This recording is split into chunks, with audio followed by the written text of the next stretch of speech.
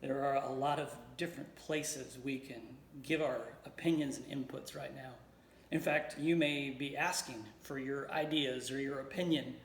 I know I'm getting asked in some different areas. People are asking in the pandemic, what's going on? What's happening? Especially the Fresno First Baptist. We're open, then we're closed. We regather. Now we're gathering online only. And so they're asking for my opinion on the decisions that are being made. Or because I'm a financial advisor, as they watch the market, they want to know, what's going to happen? Do we invest in this or that? Do I take my money out and just put it under my mattress?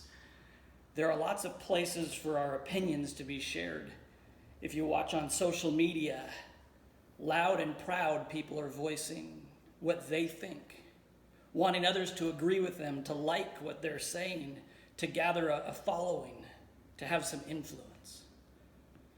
And so for me, the question becomes, when I'm asked for my input, my opinion, or when I see an issue that I want to put my opinion on, what guidelines, what kind of guides me through that process?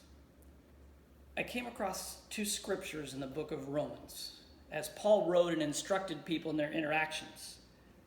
They're the kind of model or the guardrails I use for when I voice my opinion or even how I voice my opinion. So maybe you're in that tension where you're wondering, do I share? What do I say? How do I say it?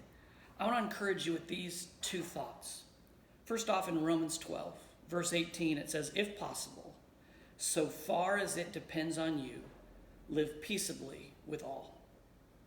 A couple things in there. One is our desired outcome is peace. But the second thing it says, as long or as far as it is up to you. So it doesn't matter how the other person is acting, or in this case, what their opinion is or what their thought is. Paul guides us to think about what our desire is. Do we merely want to win an argument, or do we want to bring peace? Now, being a peacemaker doesn't mean we just roll over and agree with whatever somebody else says, because that's not peaceful within us. So peace is between both parties. So how do I respond?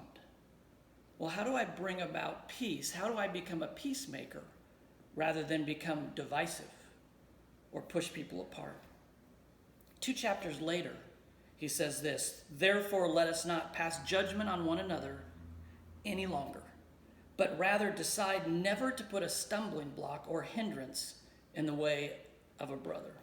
It's in Romans 14, verse 13, and he talks about a stumbling block. And so if my opinion or my ideas, if I'm putting them there knowing this is going to cause somebody to stumble or struggle, especially a younger believer, then that's one of those guardrails when I have to think about it and go, should this be said or should I write this?